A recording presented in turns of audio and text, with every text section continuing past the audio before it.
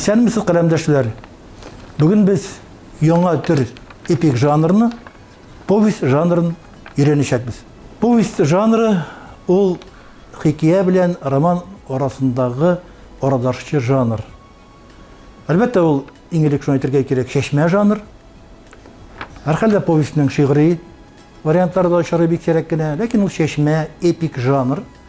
Һәм әйтүемчә, ул хикаядән күләмлерәк, романнан кайтышрак күләмле әсәр жанр. Шуңа күрә төрле фикерләр бар повестька карата, чөнки көнбатыш әдәбиятында андый жанр юк. Анда безнең уйлаганча повесть жанры кичкенә роман дип атала. Бездә инде ул повесть һәм баян исемнәре белән йөри. Повесть. Татар әдәбиятында повесть жанры иң көчле жанрларның берсе. Чөнки гадәттә хикәяләр язып, әдәбият мәйданына чыккан язучы берничә елдан бераз каләм ныгыткач повестька тотына һәм үзен шунда сынап, ниндидер бер яңа уңышларга ирешә. Һәм күп кенә язучыларыбыз шушы повесть жанрында калада. Романга да дәгъва итмиләр, хикәяләр дә кирәгәя, ләкин повесть жанрында. Мин андый авторларның берсе дип Нәбирә Гыймаддинованы санар идем, чөнки ул хикәядә дә ул бу кадәр актив түгел, романнары да бик күп түгел. Әмма повесть һәм баян жанрында ул безнең беренче номерлы әдибиябез. Һәм повесть бик җайлы жанр, чөнки ул аның оперативлыгы да бар, тормышны сүрәтләгәндәге оптималь бер вариантларда сүрәтли ул тормышны. Шул вакытта ул бер вакыйга белән генә дә, бер герой белән генә дә чикләнмәй. Ягъни аның күләме дә шактый гына булырга мөмкин һәм тормыш материалын шактый иңләргә мөмкин ул. Повесть жанрының төп үзенчәлеге шунда, анда бер сюжет, бер төп сюжет үзәккә алына. Һәм бер төп герой, каһарман үзәккә алына. Әлбәттә, анда башка сюжет сызыклары да булырга мөмкин, башка геройлар да булырга мөмкин, ләкин үзәктә барыбер дә бер герой һәм бер сюжет сызыгы.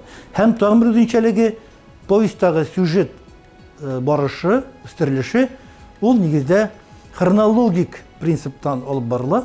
Чөнки әгәр дә без геройның кичкенә чагыннан башланган тарихларын укый башласак, без инде повестьның ахырына аның шактый өлкәнәйгән чактагы язмыш вакыйгаларына барып чыгарга мөмкинбез.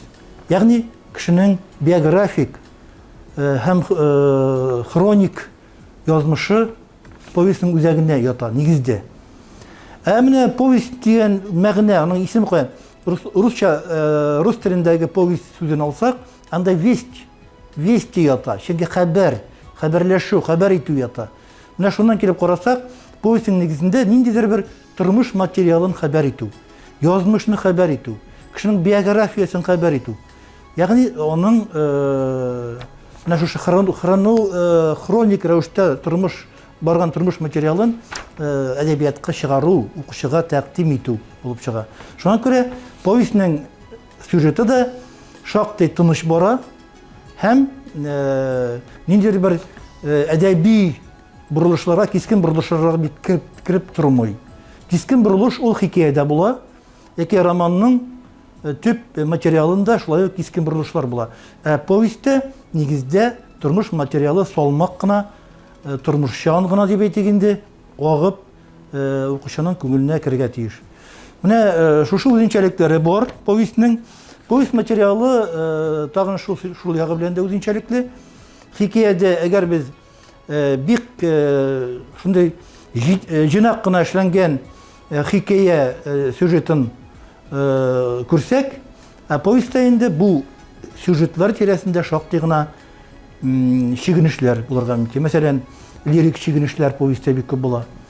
Портретлар, характеристикалар менә монда, табигать, пейзаж элементлары, психологизм повестьның төп элементы шулай ук, ягъни кешенең ички күңел сыйфатларын ачу юнәлешендә.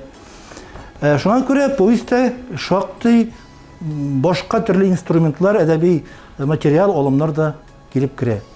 Хикәядән аермалы буларак дип әйтәм инде. Аннары тагын шул да бар. Повестьның герое бер төп герой булгач, аеруча зур игътибар бирелә бу геройга һәм повестьның башындагы герой повестьның ахырында инде үсеп, үзгәреп, башка төрле сифатларга байып, укучы алдына баса торган геройга, каһарманга әверелергә тиеш. Ягъни повестьтә кешенең геройның үстерелеше аеруча мөһим.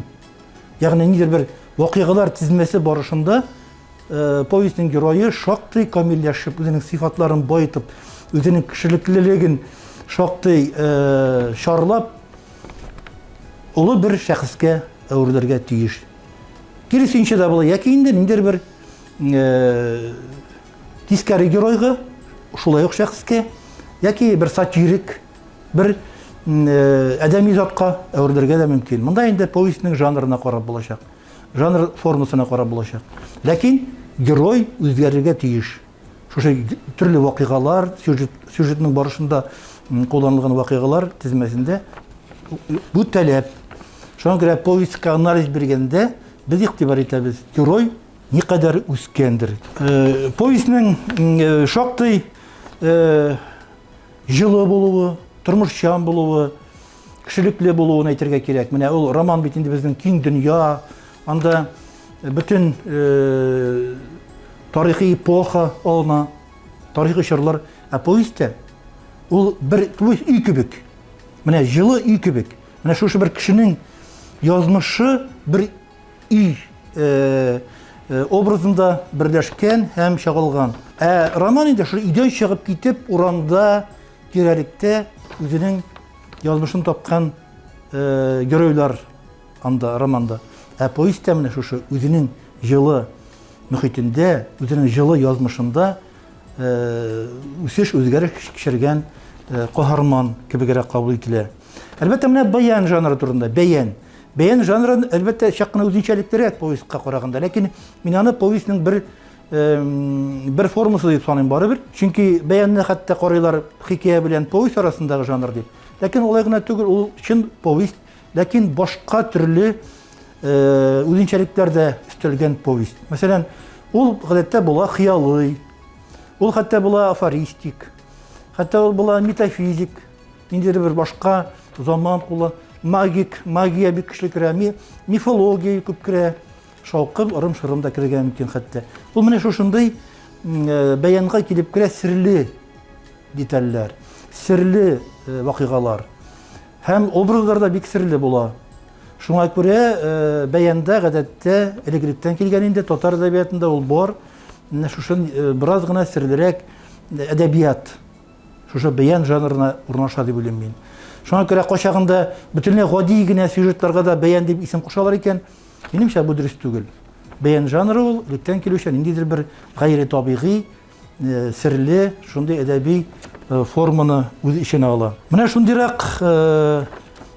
шундыйрак сифатлар бар повестьтә, һәм әйтергә кирәк, повесть бүгенге көндә татар әдәбиятында төп жанр булып кала.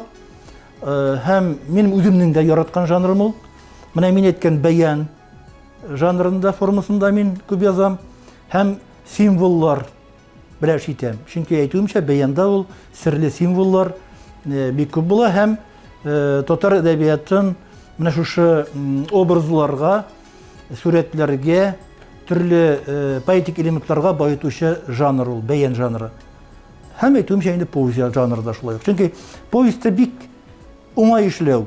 Чак кына хикәя элементлары кертеп җибәреп тә була, романга тартым алымнар да кулланып була. Ләкин үзеңнең шушы бер сюжет, бер герой элементлары белән төп үзәктә калырга да була.